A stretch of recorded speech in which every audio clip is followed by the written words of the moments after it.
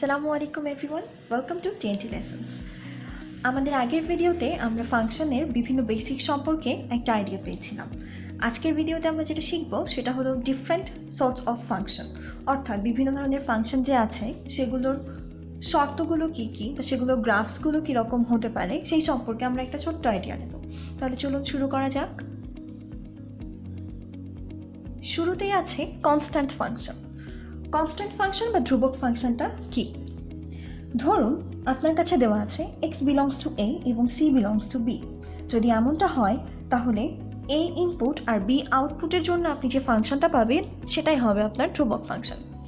এখন তাহলে আমরা বলতে পারবো যে আপনি যেই ইনপুটটাই নেন না কেন আউটপুট হিসেবে সর্বদা একটা কনস্ট্যান্ট ভ্যালু পাচ্ছেন। অর্থাৎ এখানে x ইজ ইকুয়াল টু যদি c হয় তার মানে আপনি ইনপুট 1 2 3 4 থেকে শুরু করে infinity and what ever it is যাই নেন না কেন আউটপুট সবসময় কী পাবেন? c পাবেন। এটাই হলো আপনার কনস্ট্যান্ট ফাংশন। অর্থাৎ আপনার যদি ফাংশন ইজ ইকুয়াল টু, ধরুন আপনার নাম হচ্ছে x, আপনার নাম যদি x হয় তাহলে ফাংশনটা যদি আপনার নামের একটা ফাংশন হয় তার মানে f of x is equal two যদি x হয় তাহলে আপনি এখানে ইনপুট যাই দেন না কেন আউটপুট হিসেবে সবসময় কী পাবেন? আপনার নামটা পাবেন। আপনার নাম যেহেতু x তার মানে আপনি সবসময় আউটপুট হিসেবে কী পাবেন? x পাবেন। এবার পরেরটাতে যাওয়া যাক, 1 1 ফাংশন। 1 1 ফাংশনের যে শর্ত আছে সেটা হলো যদি f of a1 is equal two f of a2 হয় তাহলে আমরা পাবো যে a1 is equal two a2। এই শর্ত যদি মেনে চলে তাহলে আপনি একটা ফাংশনকে কি বলতে পারবেন? 1 1 ফাংশন বলতে পারবেন। এটাকে আরেকটু বেশি ক্লিয়ার করার জন্য আমরা একটা উদাহরণ দেখতে পারি। ধরুন আপনার কাছে একটা ফাংশন দেওয়া আছে, যে ফাংশনটা হলো f of x is equal two 2x plus 3 এবং r ফাংশন। অর্থাৎ ইনপুটও কি নিতে পারবেন? রিয়েল নাম্বার নিতে পারবেন, আউটপুটও কি নিতে পারবেন? রিয়েল আউটপুট হিসেবে আপনি রিয়েল নাম্বার পাবেন। তাহলে এখানে f অফ a1 বা f of a is equal two আমি কি পাচ্ছি? 2a প্লাস 3 এবং f অফ a2 বা b আমি যদি ধরে নিই তাহলে এটা ইজ ইকুয়াল টু পাচ্ছি হচ্ছে 2b প্লাস 3। আমাদের দেওয়া ছিল f অফ a আর f অফ b কি হতে হবে? সমান হতে হবে। এবং এই শর্ত অনুযায়ী আমি যদি পরবর্তীতে a is equal two b পাই তাহলে আমি এই ফাংশনটাকে কি বলতে পারবো? এক ফাংশন বলতে পারবো। তাহলে এখান থেকে যদি পরের লাইনে যাই তাহলে উভয় পাশ থেকে যদি 3 বিয়োগ করে দিই তাহলে আমি পেয়ে যাচ্ছি 2a is equal two 2b। এবার যদি 2 দ্বারা উভয় পাশকে ভাগ করে দিই তাহলে আমি পেয়ে যাচ্ছি a is equal two b, which actually I needed. অর্থাৎ আমি বলতে চাইলাম যে আমি f of a is equal two f of b কে ধরে নিলাম যে এরা সমান এবং পরবর্তীতে সেখান থেকে আমি বের করলাম a আর b পরস্পর সমান, যেটা আমার এক ফাংশনের যেই শর্ত সেটাকে পূরণ করে। তাহলে আমরা কি বলতে পারবো? 2x প্লাস 3 একটা 1 1 ফাংশন বা এক ফাংশন।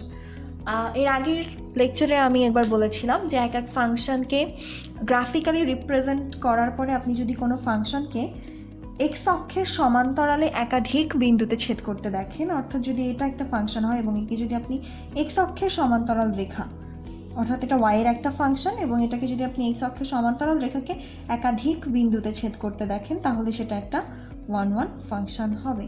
কিন্তু যদি একাধিক বিন্দুতে ছেদ না করে কেবলমাত্র একটি বিন্দুতে ছেদ করে তাহলে এটা 1 1 ফাংশন হবে না। উদাহরণ হিসেবে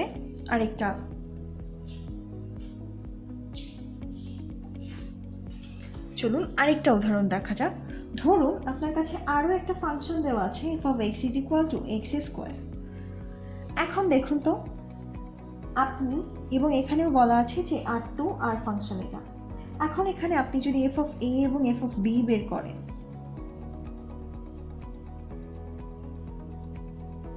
তাহলে দেখুন তো আপনি কি পাচ্ছেন যে plus minus a is equal two plus minus b। অর্থাৎ a এর জন্য আপনি পজিটিভ b নেগেটিভ b দুটোই পেতে পারেন, আবার b এর ভ্যালুর জন্য পজিটিভ a নেগেটিভ a দুটোই পেতে পারেন।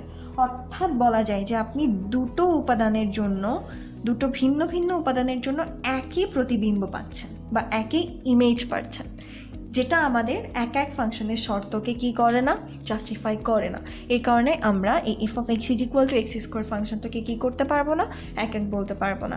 আরও একটা কাজ করতে পারেন, আপনি একটা গ্রাফ আঁকা শুরু করে দেন এক্স স্কোয়ারের, এবং গ্রাফেকে যদি দেখেন যে তা এক্সের সমান্তরাল রেখাকে একাধিক বিন্দুতে ছেদ করেছে, তাহলে আপনি বলবেন এটা 1 1, কিন্তু আপনি দেখতে পাবেন যে না, এটা একাধিক বিন্দুতে ছেদ করে না, একটি বিন্দুতেই ছেদ করে। দ্যাটস দ্য রিজন ওয়াই আমরা F of x equal x square এই ফাংশনটাকে এক এক ফাংশন বলতে পারছি না।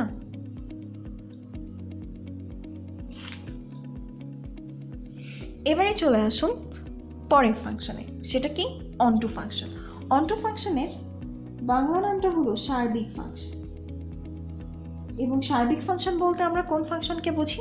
যদি কোডোমেন এবং রেঞ্জ, আমরা এর আগের লেকচারে দেখেছি কোডোমেন আর রেঞ্জের পার্থক্যটা কি। হোপ এখন এটা নিয়ে কেউ ঝামেলা বাঁধাবেন না।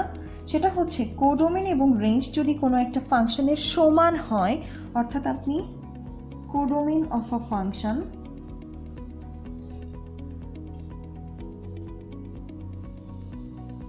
এবং রেঞ্জ অফ দ্যাট ফাংশন সমান বলতে পারছেন, তাহলে আপনি সেই ফাংশনটাকে বলতে পারবেন অনটু ফাংশন কিংবা সার্বিক ফাংশন। এটার একটা উদাহরণ দেখে নেওয়া যাক।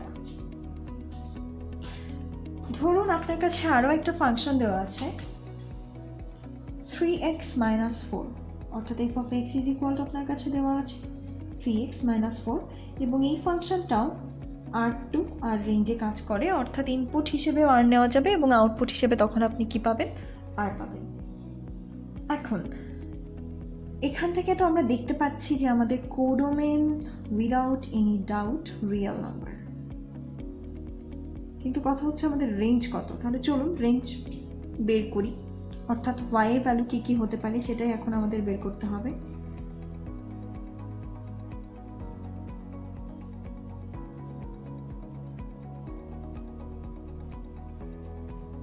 এখানে দেখুন y এর যে কোনো বাস্তব মানের জন্য আপনার এই ফাংশনটা কি হবে, সংজ্ঞায়িত হবে।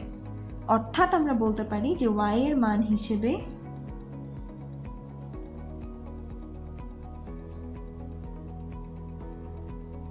আপনি যে কোনো ধরনের রিয়েল নাম্বারকে নিতে পারবেন। তাহলে এখানে আপনার রেঞ্জও কি আসছে, রেঞ্জও আসছে আর।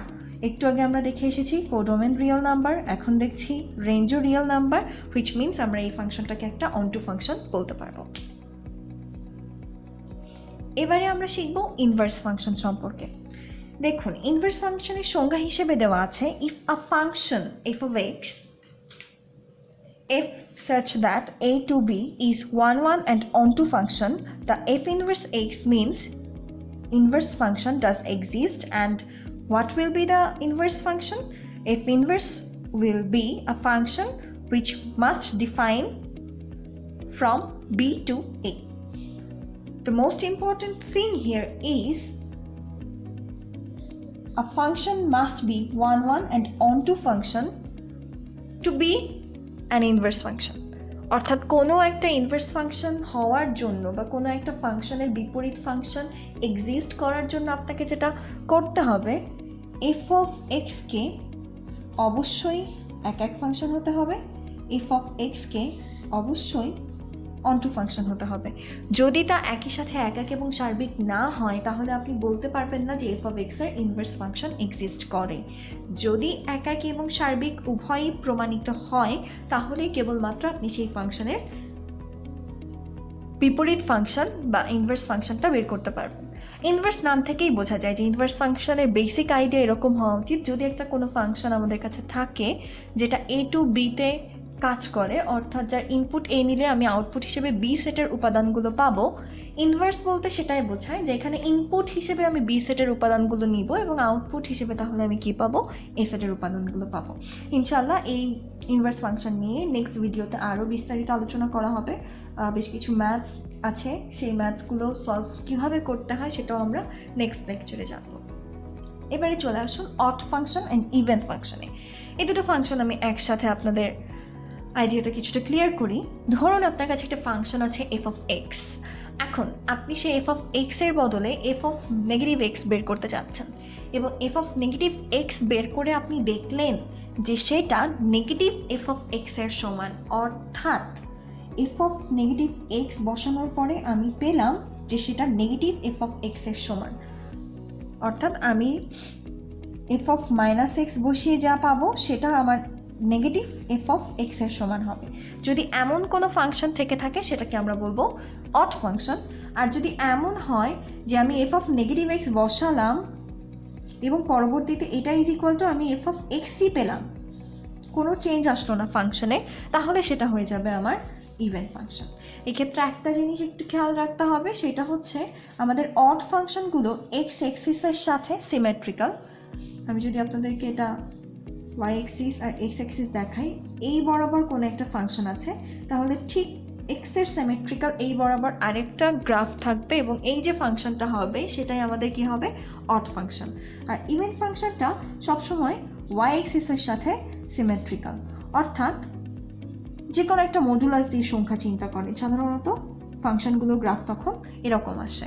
অর্থাৎ এটা কি, এটা যদি ওয়াই এক্সিস হয়, এটা যদি এক্স এক্সিস হয়, তাহলে আমাদের ওয়াই এক্সিসের সাথে এই ফাংশনের গ্রাফটা সিমেট্রিক্যাল।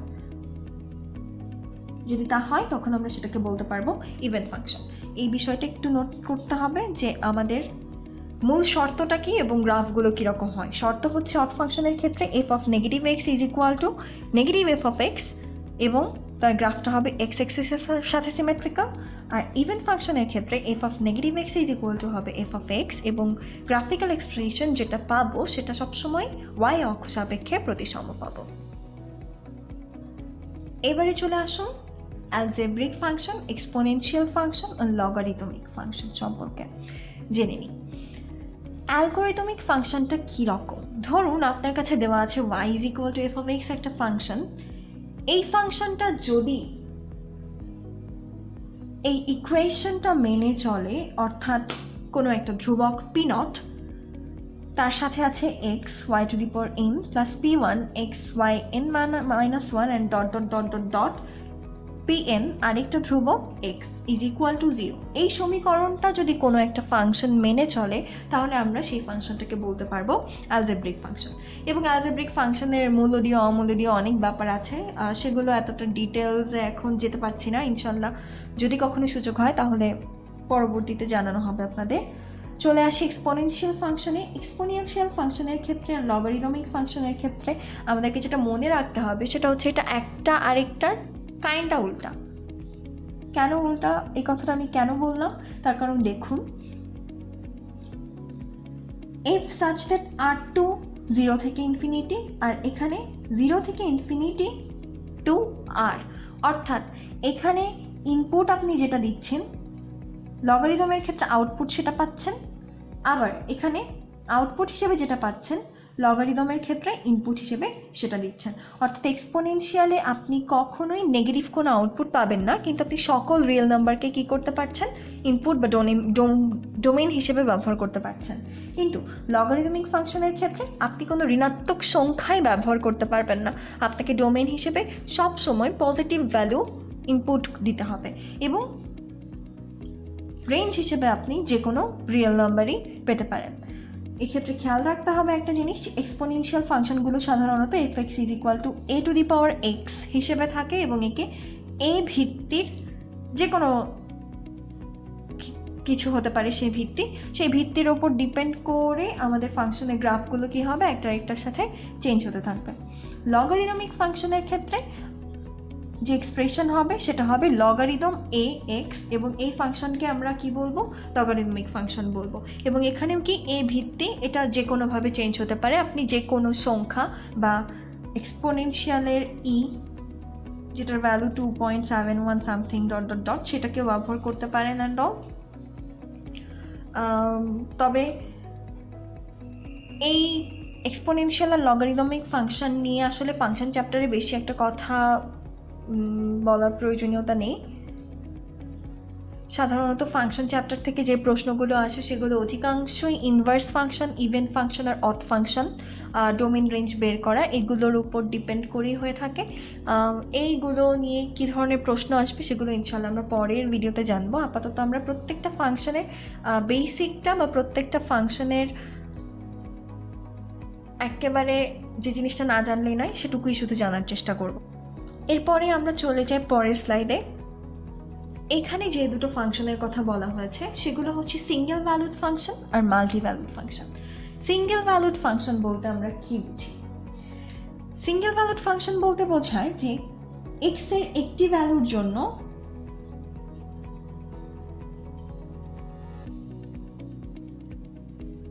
y এরও আমরা একটি ভ্যালু পাবো।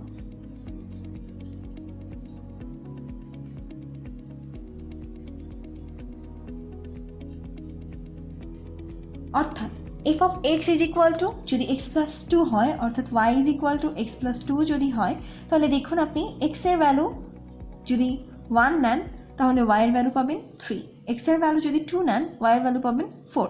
এভাবে x এর একটি ভ্যালুর জন্য আপনি সবসময় y এরও কি পাচ্ছেন? একটিই ভ্যালু পাচ্ছেন।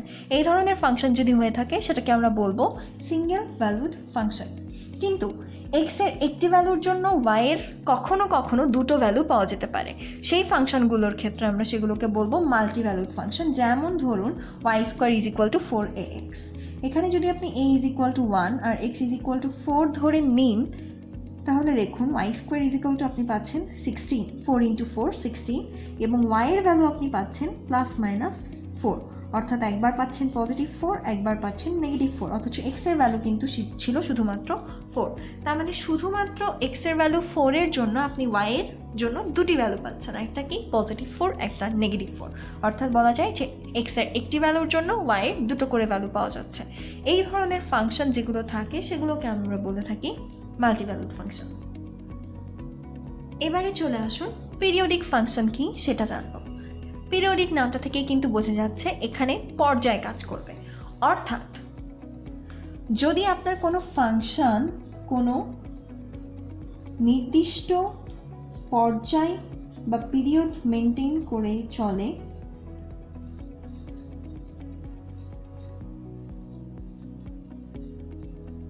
তাহলে আমরা সেটাকে বলবো পিরিয়ডিক ফাংশন। যেমন দেখুন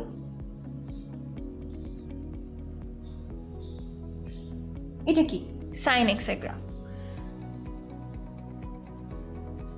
এটুকুকে যদি আমরা 0 to 2π ধরি তাহলে দেখুন এই জিনিসটাই পরবর্তীতে কি হচ্ছে, আবার রিপিট হচ্ছে। অর্থাৎ 2π পর পর সেম জিনিসটা কি হচ্ছে, রিপিট হচ্ছে। সেম জিনিসটা বারবার রিপিট হয়ে চলছে। অর্থাৎ আমরা বলতে পারি sin x এর পর্যায় হচ্ছে 2π, এবং 2π পর পর আমার এই একই জিনিস কি হবে, বারবার রিপিট হবে। এই যে রিপিটেশন এবং এই যে একটা নির্দিষ্ট রিপিটেশন, অর্থাৎ একটা নির্দিষ্ট সময় বা নির্দিষ্ট পর্যায় পর পর আমার ফাংশনটা কি থাকছে, মূল ফাংশনের অনুরূপ থাকছে। এই ধরনের ফাংশন যেগুলো থাকে সেগুলোকে আমরা বলি পিরিয়ডিক ফাংশন বা পর্যায় ফাংশন। এবারে চলে আসুন ইমপ্লিসিট ফাংশন কি আর এক্সপ্লিসিট ফাংশন কি। কোনো একটা ফাংশনে আপনার কাছে যদি একটি মাত্র চলক থাকে সেটিকে আমরা বলি এক্সপ্লিসিট ফাংশন। কিন্তু যদি একটি চলকের বদলে কোনো একটা ফাংশন দুটি বা একাধিক চলকের হয়ে থাকে তাহলে সেটিকে আমরা বলে থাকি ইমপ্লিসিট ফাংশন। অর্থাৎ logarithm x, e to the power x, a to the power x, sin x, cos x, x square plus 2x plus 3, এটা একটা বহুপদী ফাংশন, অথবা আপনি অ্যালজেব্রিক ফাংশনও বলতে পারেন এটাকে। এই ধরনের যে ফাংশনগুলো থাকবে অর্থাৎ শুধুমাত্র একটি চলক কাজ করবে এবং সেটা এখানে কি, এখানে সেটা x, এই ধরনের ফাংশনকে আমরা বলবো এক্সপ্লিসিট ফাংশন। আর ইমপ্লিসিট ফাংশন কোনগুলোকে বলবো, একই সাথে এখানে দুটো চলক x এবং y কাজ করছে, অর্থাৎ x square plus 2xy plus y cube plus 4y, এই টাইপের যে ফাংশনগুলো থাকবে এটা তো একটা অ্যালজেব্রিক ফাংশন অবশ্যই বলা যায়। এবং এখানে x এবং y দুটো চলক আছে, তাই এই ধরনের ফাংশনকে আমরা বলবো ইমপ্লিসিট ফাংশন। এবারে চলুন দেখে নেওয়া যাক আমাদের লাস্ট স্লাইড।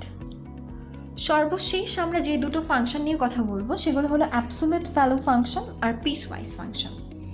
অ্যাবসোলিউট ভ্যালু এই নামটা থেকেই তো বোঝা যাচ্ছে পরম মান সংক্রান্ত কিছু একটা। হ্যাঁ, অ্যাবসোলিউট ভ্যালু ফাংশনের ক্ষেত্রে আমরা ইনপুট হিসেবে যাই নেব না কেন আউটপুট সবসময় কি পাবো, পজিটিভ পাবো। যেমন এখানে দেওয়া আছে f of x is equal to modulus x, এখানে যদি x এর ভ্যালু 0-র চেয়ে বড় হয় তাহলে আমরা পজিটিভ x পাই, এবং 0-র চেয়ে নেগেটিভের ক্ষেত্রে নেগেটিভ x থাকার কথা। কিন্তু যেহেতু এটা অ্যাবসলিউট ভ্যালুর মধ্যে চলে যায় তখন সেই আউটপুট হিসেবে আমরা আবার কি পাই, একটা পজিটিভ ভ্যালু পাই। এই ধরনের ফাংশনকে আমরা বলি হচ্ছে অ্যাবসলিউট ভ্যালু ফাংশন। যেমন ধরুন আপনার কাছে f of x is equal two দেওয়া আছে x মাইনাস 5। এখন আপনি x এর ভ্যালু যাই বসান না কেন এবং পরবর্তীতে এটা যোগ বিয়োগ করে আপনার ভ্যালু আপনার কাছে যাই আসুক না কেন, আউটপুট হিসেবে সবসময় আপনি পজিটিভ কিছু একটা পাবেন। এই কারণে এটার নাম দেওয়া হয়েছে অ্যাবসলিউট ভ্যালু ফাংশন। এবার চলে আসুন last one, piece wise function. Piece wise ফাংশনটা কি? পিস ওয়াইজ ফাংশন হলো এমন এক ধরনের বিশেষ অ্যাবসলিউট ভ্যালু ফাংশন যেটা কোনো না কোনো নির্দিষ্ট ইন্টারভ্যালে কাজ করবে। অর্থাৎ কি বলা যায়, পিস ওয়াইজ ফাংশনকে কোনো ধরনের অ্যাবসলিউট ভ্যালু ফাংশন বলা যায়, বা অ্যাবসলিউট ভ্যালু ফাংশন আসলে পিস ওয়াইজ ফাংশনেরই একটা উদাহরণ। আপনার কাছে একটা নির্দিষ্ট ইন্টারভাল থাকবে এবং সেই নির্দিষ্ট ইন্টারভ্যালে সিকোয়েন্সিয়ালি কোনো একটা ফাংশন ডিফাইন্ড হবে। ধরুন এটা নাম্বার লাইন আপনার কাছে দেওয়া আছে, এটা হলো 0, এটা 2, এটা পজিটিভ ইনফিনিটি, এটা নেগেটিভ ইনফিনিটি। আপনার কাছে এমন একটা ফাংশনের কথা বলা আছে যেই ফাংশনটা কি হবে, নেগেটিভ ইনফিনিটি থেকে 0 পর্যন্ত যখন কাজ করবে তখন ধরুন সেই ফাংশনটার মান হবে x প্লাস 2, এবং এটা কোন ইন্টারভ্যালে, এটা নেগেটিভ ইনফিনিটি থেকে 0 ইন্টারভ্যালে। আবার যখন 0 থেকে 2 ইন্টারভ্যালে কাজ করবে তখন ধরুন এই ফাংশনটা হবে x স্কোয়ার প্লাস 3, 0 to 2 ইন্টারভ্যালে। আবার যখন 2 থেকে ইনফিনিটি, পজিটিভ ইনফিনিটিভ ইন্টারভ্যালে কাজ করবে তখন ধরে নিই এই ফাংশনটা হবে x প্লাস 2x। অর্থাৎ একটি নির্দিষ্ট ইন্টারভ্যালে আপনি কি পাচ্ছেন, ফাংশনের মানটা ডিফারেন্ট পাচ্ছেন। যদি এরকম কোনো ফাংশন হয়ে থাকে তাহলে সেইটা কি হবে, সেটা হবে পিস। আজকে এই পর্যন্তই। ইনশাআল্লাহ নেক্সট কোনো ভিডিওতে নতুন কোনো টপিক নিয়ে আলোচনা করা হবে। ততদিন পর্যন্ত ভালো থাকবেন, সুস্থ থাকবেন।